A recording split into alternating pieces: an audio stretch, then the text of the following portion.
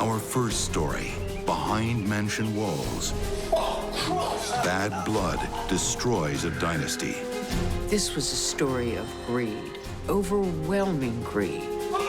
He wanted so bad to live a wealthy lifestyle. And later, from high society to shallow grave. This one is most unusual. I've got something to tell you. They had gates to keep the bad people out. They had security systems, but they forgot one thing. They forgot the greed that might lurk in their midst. I'm Christopher Mason. Behind mansion walls, the rich think they're safe, but no gates or guard dogs can protect them from the enemy within.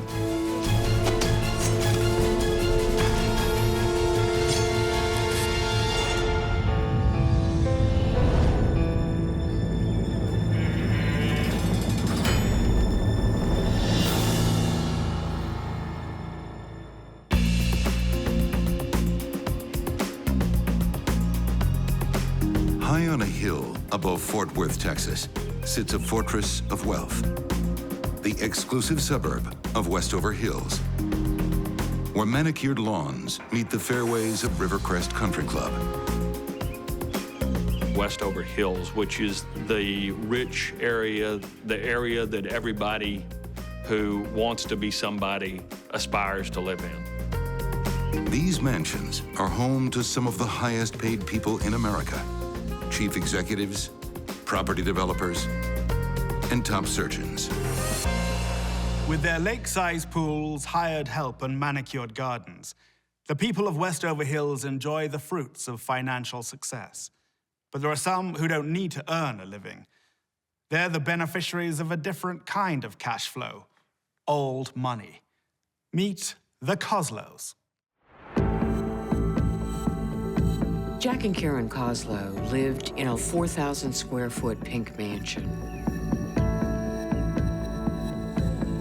Karen came from Texas royalty, solid oil money stock. Jack had a lot of money too. They were the creme de la creme of Fort Worth society.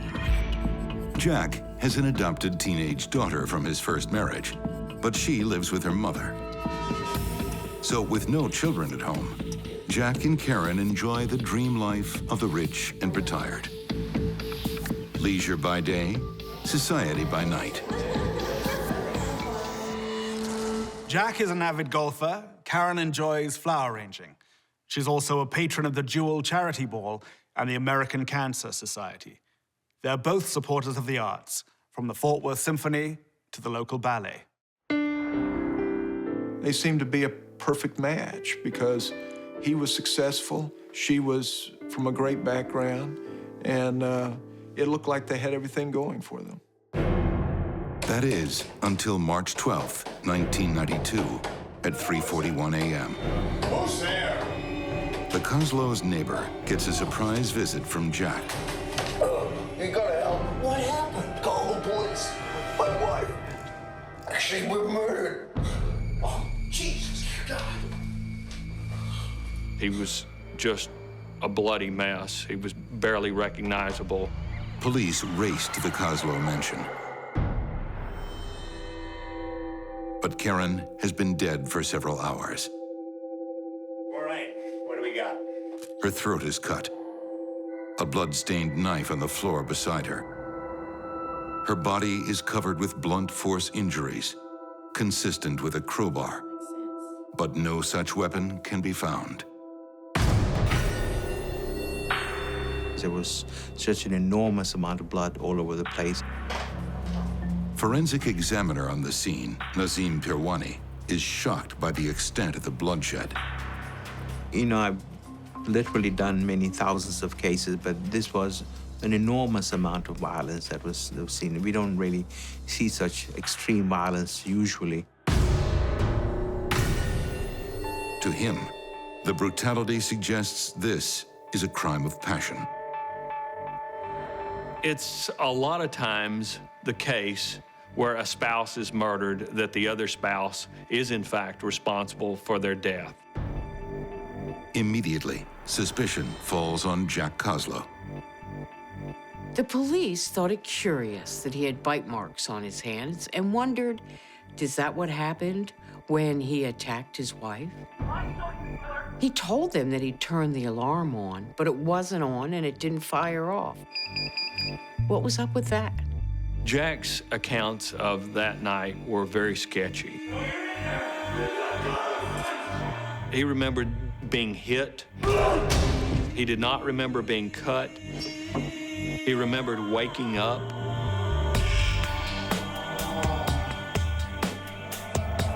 He remembered seeing Karen dead on the floor. Jack has been beaten and cut, but what investigators want to know is why isn't he dead too? They also wanted to know, why did Jack wait 4 hours from the attack till the time he went to call 911? Oh, God! And why didn't he just call from his home? Instead, he went over to a neighbor's house. What's even more curious? The knife that cut Karen's throat belongs to Jack. Jack Coslo's story wasn't adding up. Behind their mansion walls, the Coslos enjoyed the luxury of seclusion. But now, their private residence on exclusive Clark Avenue is center stage in a scandalous drama, and everyone is watching. This is becoming one of the longer crime scene investigations in recent memory, and as police continue to piece together evidence, there are still more questions than answers. They were kind of the talk of the town to begin with, and so when this happened, it became somewhat of a soap opera. Reporter Jack Douglas followed the story and the gossip from the beginning. There were all sorts of rumors going on about that they had argued the night before and that they had a rocky relationship.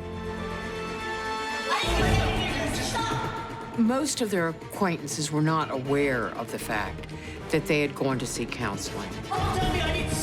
A lot of the media speculation centered on Jack.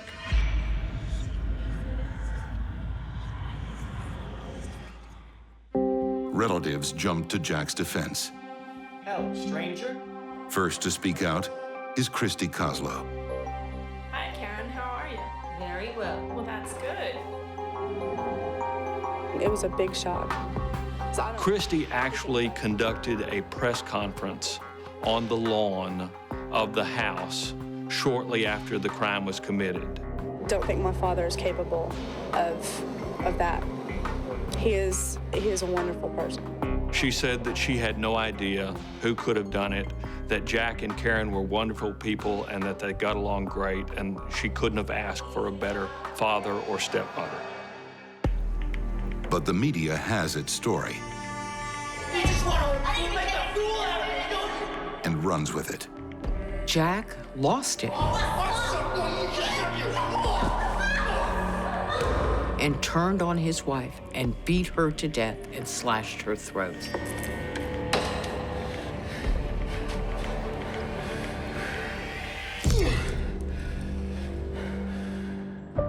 Then, when he realized what he had done, he took a knife and he cut his throat, he beat himself in the head. Oh, God! You gotta help. These may have been self-inflicted wounds on him to try to cover up what he did to his wife.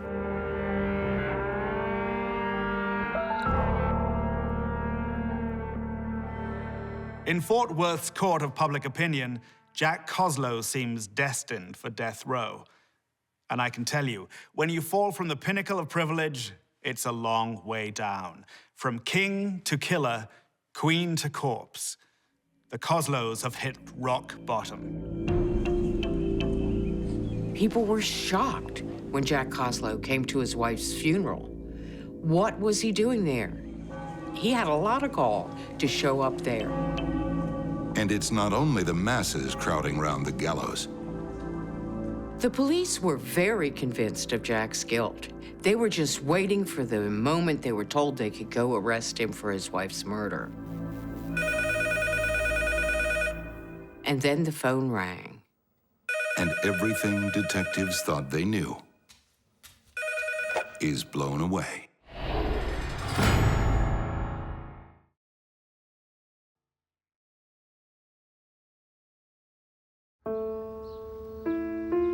In the gated community of Westover Hills, Texas, bad things aren't meant to happen. Just look at the crime records. The years roll by and not a single murder. But 1992 breaks the rule.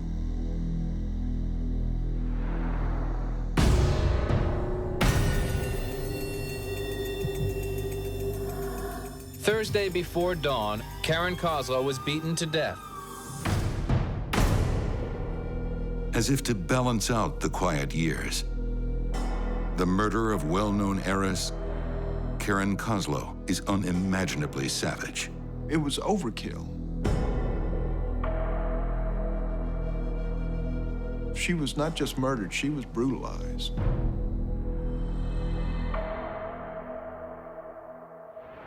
Fort Worth society is appalled to discover there may be a killer in their midst. Everyone suspects the husband, Jack Coslo. He swears that 2 unknown attackers did the deed, but detectives think he's lying. Then, almost 2 weeks after the murder, the cops get a phone call. On the other end of the line was a young man telling them that he had the bloody clothes and the crowbar that were used in the murder. I know who did the murder, and... It was eating him up alive to have this knowledge of the murder of Karen Coslo and do nothing about it.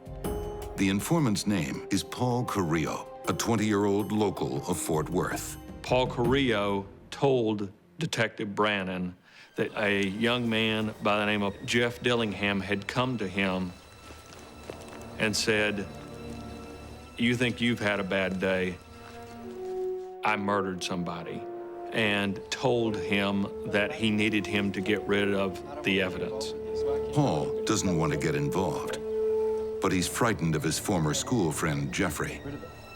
Jeffrey had been an honor student at the high school. He didn't even know the Coslos. It didn't make any sense. Detectives can't believe what they're hearing.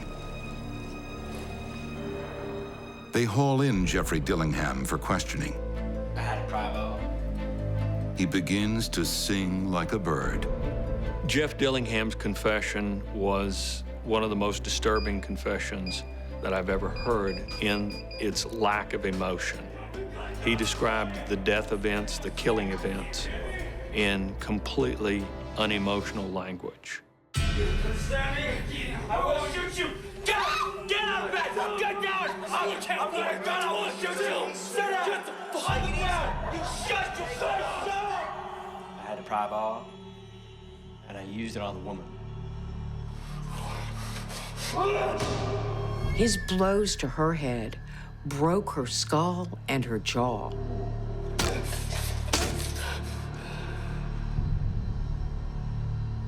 Bashed him up, too.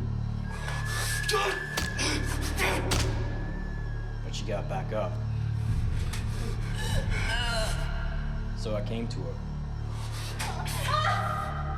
And I just, jabbed her in her neck. The final blow crushed her larynx, leaving her on the floor to suffocate to death. Then, Dillingham gives up a second attacker. His good friend, Brian Salter. Salter is just as vicious.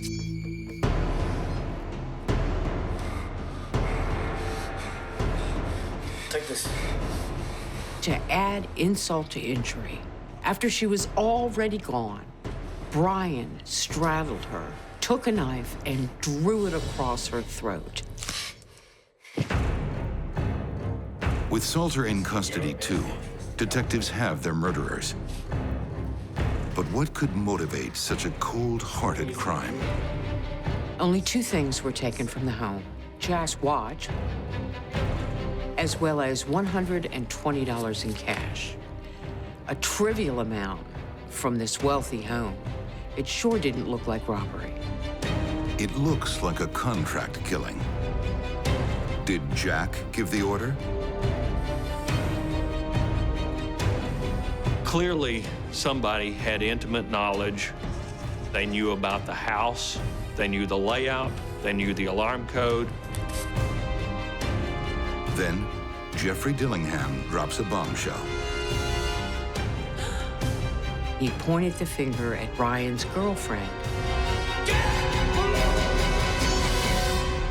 Christy Coslo. Christy Coslo. He is a wonderful person. Jack's adopted daughter. What's she doing here? Christy doesn't live with her wealthy father and stepmother.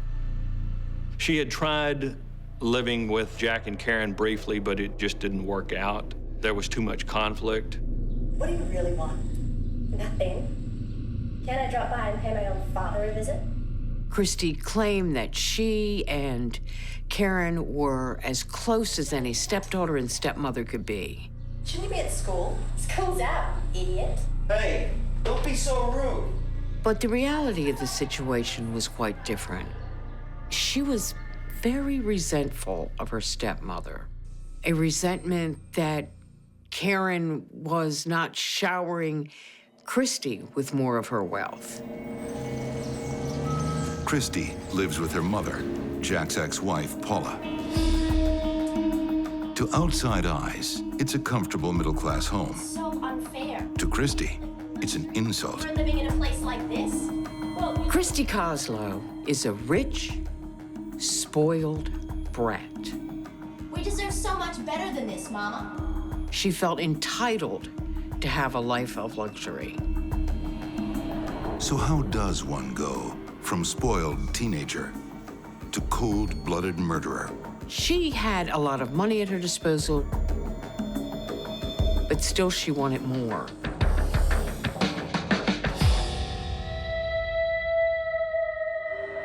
Christy does the math.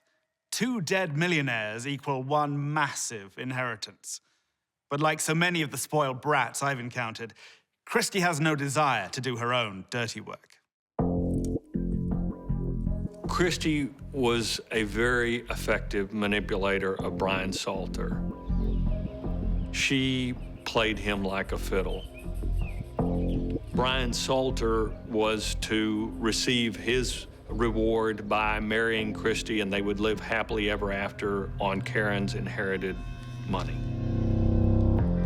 Babe, that's it. That's my car. Brian and Christy had gone so far with this fantasy of wealth that they'd actually looked at cars and houses. This was a story of greed, overwhelming greed. They were ready to get their hands on what they thought would be about $12 million. You need to cross the back lawn and through the back door. This here is your alarm code. There wasn't a whole lot of manipulation that had to be done with Jeff Dillingham. Jeff Dillingham was greedy. How much do we get again? $1 million, but He was an easy convert to this plot. The media is stunned. This time, truth is far stranger than fiction. She did not seem the type of person that could have, number one, pulled this off, much less been the mastermind behind the whole thing. Spend time with the wealthy, and you'll learn one thing fast. Money can do bad things to people. We have a strong Judeo-Christian culture that tells us money is the root of all evil. if you screw it up, you get nothing. But what it is, really, and what the Bible says, is the love of money. That's it. That's my car. How much do we get again? And that is what drove them. They loved money more than they loved any person on the face of the earth. A rousing sermon indeed. But Christie is unmoved. She prefers romance to religion. Christie painted herself as a modern-day Robin Hood, stealing from the rich to give to the poor. Jack is devastated. His beloved wife, brutally slain. His own death narrowly escaped. Condemned as a murderer. And then to discover his own daughter was behind it all. For him, only revenge will do. He was so outraged that he advocated that the prosecutors and the jury give Karen Coslo the death penalty. The court decides Christie should have time to think about her crime.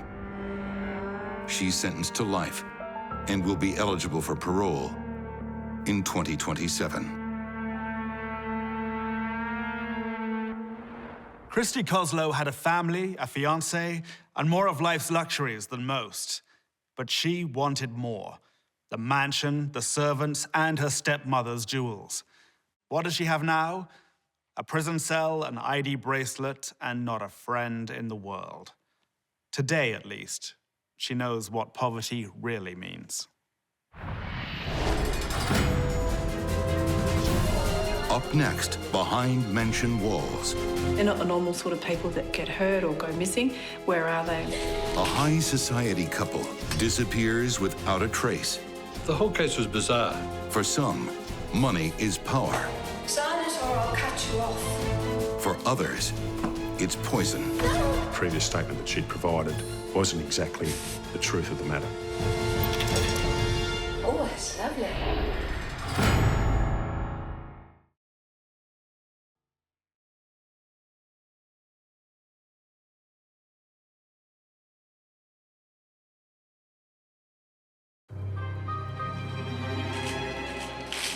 We can't come to grips with why someone would want to hurt her. Melbourne, Australia, April 10th, 2002. We haven't heard from them for 6 days, and so we're very fearful for them. Children of the affluent Wales family make a desperate plea. Please contact the police. Their mother and stepfather are missing. It was very out of character for them not to be in contact. He wouldn't go without his medication. It's been almost a week since the wealthy couple was last seen. They just simply disappeared. But someone knows more than they're letting on.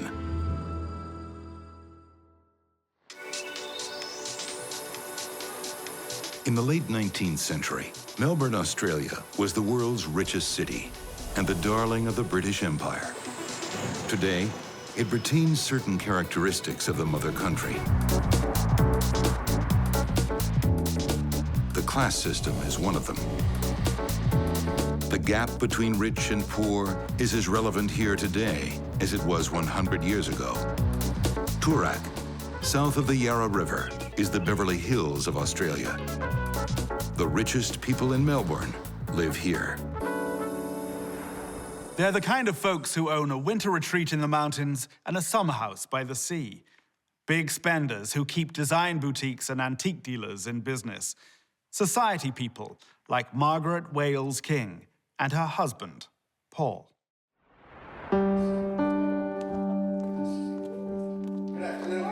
Margaret and Paul lived in one of our most expensive suburbs in a beautifully kept townhouse, and they drove a large silver Mercedes. They had a farm down in the Mornington Peninsula, which was also a playground for wealthy people in Melbourne. Paul is a retired ad executive, while Margaret is a full-time heiress. By day, you might find her at the Cattery Bridge Club or managing her stock portfolio. And her jewelry? A collection worth hundreds of thousands. Margaret and Paul were firmly placed in the upper echelons of Melbourne society. Margaret has 5 children from her first marriage. 3 daughters, Emma, Prudence, and Sally. And 2 sons, Damien and Matthew. Every one of them has been well provided for. The children were all involved in trusts and were able to access some form of wealth. Margaret's late father, R.J. Lord, owned a major road construction business. The streets of Melbourne are literally paved with his legacy. When he died, he left his daughter lots of money to play with. Margaret loves to play games. Margaret's parents had given her a lot of money, and she had interfered in the children's lives in terms of giving them money.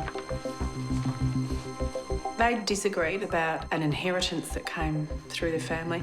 They'd been in the solicitor's office and they'd been fighting.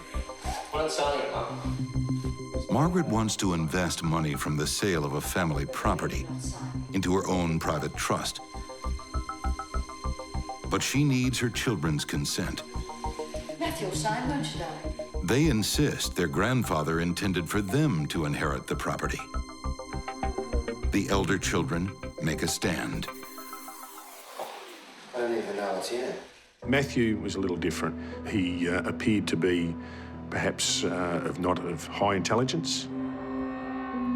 Matthew was the youngest, and he was in some ways the runt of the litter. He didn't really fit in with his successful other siblings. Now, Matthew's not going to sign. He's not going to sign. He was almost intellectually disabled. His IQ was 83. No, he won't, not if he knows what's good for him. He went and became a hairdresser, and he thought that his family thought that was a bit lower class than they were. Despite being the black sheep of the family, Matthew is his mother's favorite, her golden boy. He was like a sweet, innocent young boy, just sweet and innocent. Matthew's former employer, Peter Sango, recalls how Margaret always looked out for her son.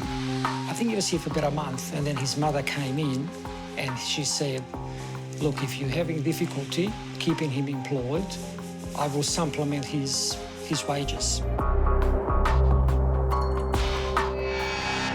I see it often in wealthy families. Money given to one child feels like love taken from another. But does Margaret comprehend the resentment she's causing?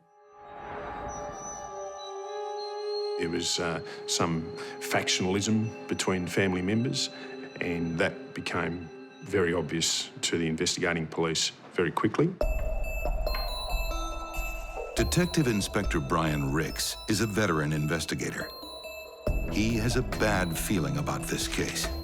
When millionaires go missing, you can bet on foul play.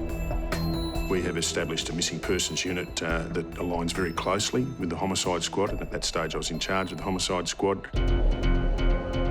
And we looked at this disappearance as a suspicious disappearance. The daughters, they were calling around and they couldn't find where their mother was. She was meant to meet one of them for breakfast and she just didn't turn up. And she didn't return the phone calls. And this wasn't the sort of thing that Margaret Wales King did.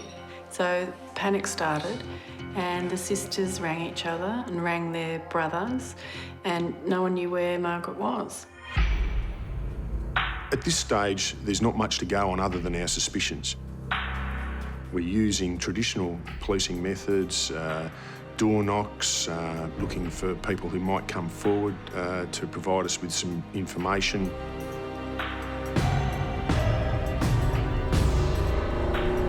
They took statements from every sibling about what they were doing on the night and what their partners or husbands or wives were doing on the night as well. The couple was last seen at Matthew and his wife Maritza's house for dinner. You should clean up a bit here, Matthew. They said, oh no, they were fine. We waved them off and that was it. They were happy, we had a nice night, and off they went in their silver Mercedes. Police check Margaret and Paul's bank accounts to see if they can track their movements. There was no movement, no purchases, no credit card usage, no petrol bought, nothing. With no ransom demands, detectives rule out kidnapping. Then, 5 days after the disappearance, a breakthrough discovery. Margaret's silver Mercedes.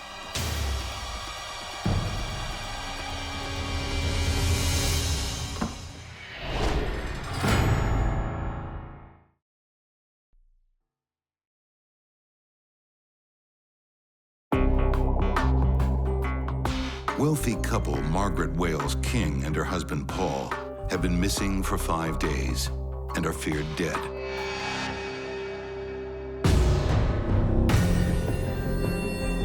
Police find their abandoned car and call the eldest son Damien to the scene. He has the spare keys. Does he know what's in the trunk?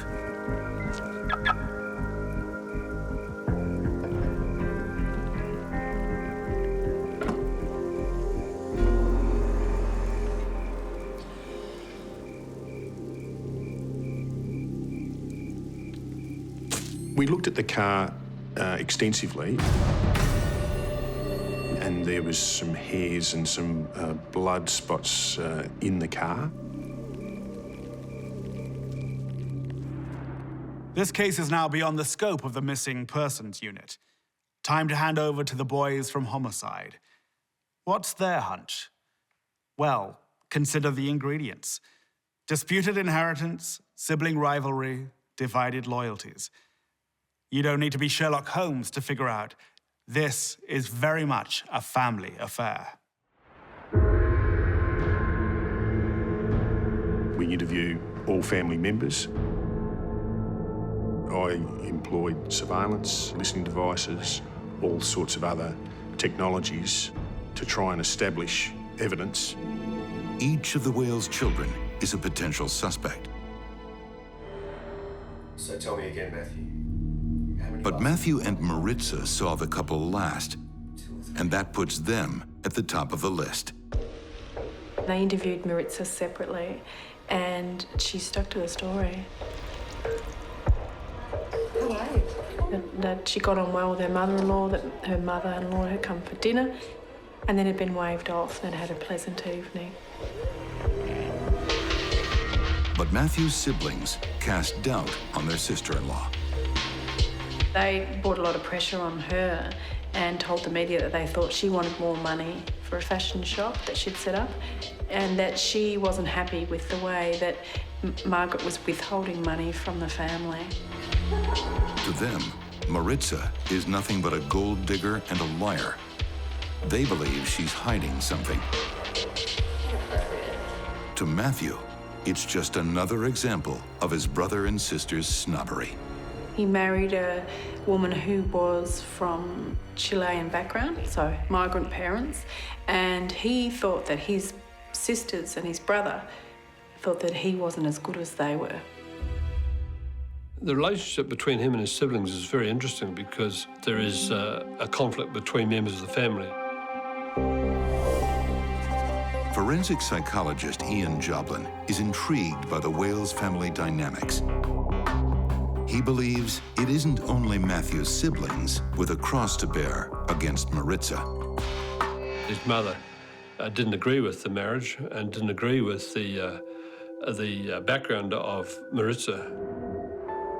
When detectives interview Matthew, Was Margaret on any medication?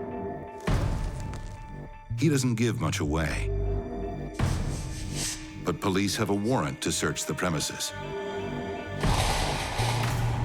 And they're about to discover something this suspicious couple thought they had erased.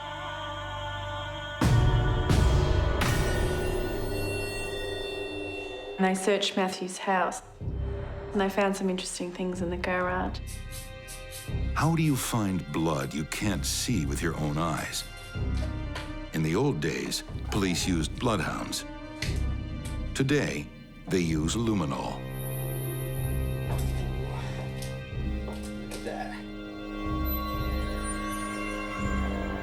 There was some spots of blood on the garage floor that the luminol showed up. It's a big break in the case, but luminol only shows the presence of blood. It can't tell you who it belongs to. At this stage, you must remember, we didn't have any bodies. That is all about to change.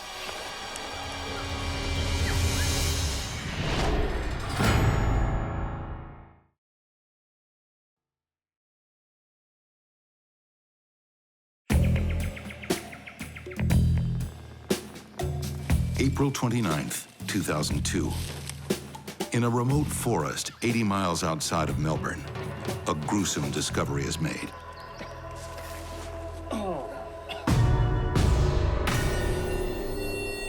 Two bodies lying face down in a shallow grave, covered with a baby's pool and other material, bricks and chains and things of that nature. There were glasses of the lady and an enormous diamond ring on her hand. There's no doubt for detectives. These are the bodies of Margaret and Paul Wales King. It was very clear to us from the description of clothing that they were last seen wearing. Police returned to Matthew and Maritza's house to deepen the search. The evidence is unmistakable. It was at that stage that the police scrutiny is becoming quite intense on Matthew and Maritza. It's time to stop investigating and begin pressing charges. But just as detectives prepare to make their move, Maritza waves the white flag. Maritza says, "I've got something to tell you." Maritza has been hiding an unspeakable truth, and it's too much to bear any longer. Her husband is a murderer. She tells them about what Matthew did and what she saw him do and what she's been living with since that night. The night that he killed his parents, Matthew Wales cooked them dinner first.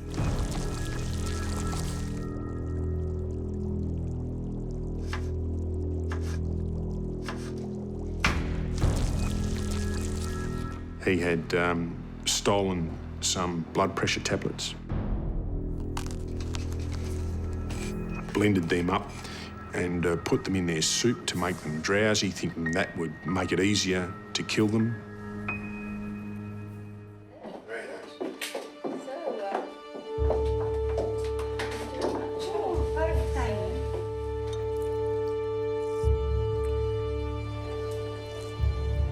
Oh, that's lovely.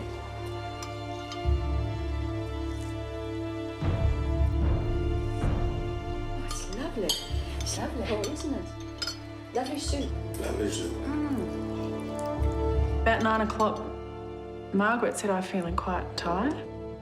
Maritza went upstairs, took the little boy upstairs and put him to bed, and she went through a ritual with him of saying goodnight and singing him a song.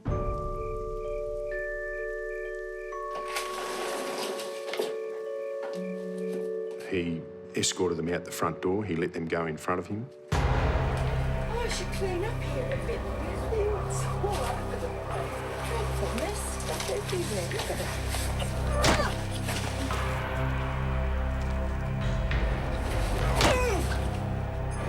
He didn't want to make a mess inside the house, so they were killed in the front yard. No one saw this coming. Not the family, not even Matthew's own wife. Get back inside. Get back inside. Every one of them wonders, what on earth was going through Matthew's mind? I had to. It was a relief. It's gonna be all right. He really didn't think beyond getting rid of her. He left her in the front yard overnight, and then he dragged her and his stepfather into the garage and kept them covered up in there. Meanwhile, the family life is going round despite the fact there are 2 bodies in the garage. But how could this golden boy have such a black heart? He had an easy life. He had a charmed life, some people would think. There was plenty of money around. He'd had help from his mother, but something wasn't quite right. It was obvious he killed her, but why did he do it? In the media frenzy surrounding the case, one word keeps popping up: money. But this is no ordinary tale of greed.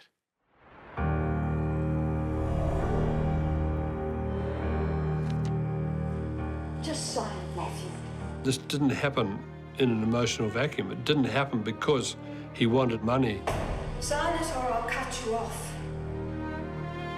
What he became ultimately obsessed about was the way that she used the money to get favours and to get the children to do what she wanted.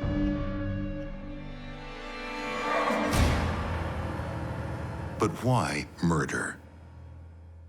It was the only way that he could see himself clear of his mother's influence and perhaps gaining some financial freedom.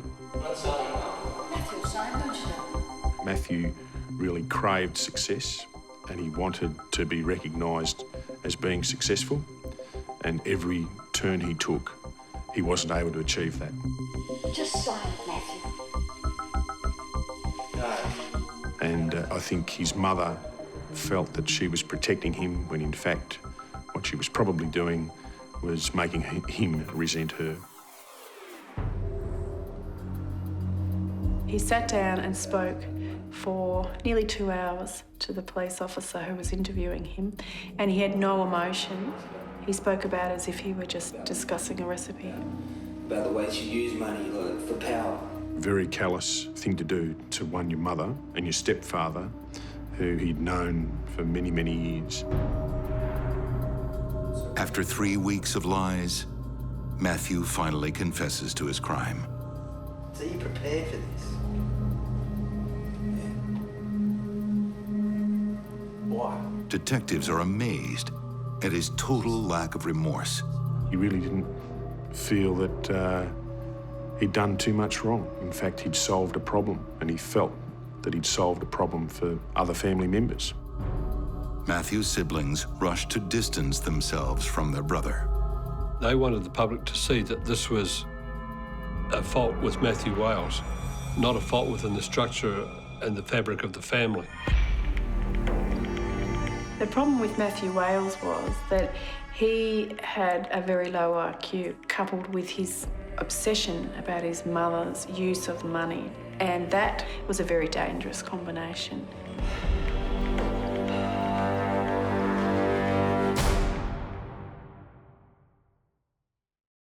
It's a cruel irony that often people with the most money least understand its power. It has the power to divide, the power to control, and the power to destroy your life. Matthew Wales is sentenced to 30 years in prison. At least inside, he has finally gained financial independence, cutting fellow prisoners' hair for the princely sum of $6 a day. Karen Coslo and Matthew Wales, two privileged children with crosses to bear. Their mansion exteriors concealed broken homes. Money was there to serve them. It ruled their lives instead.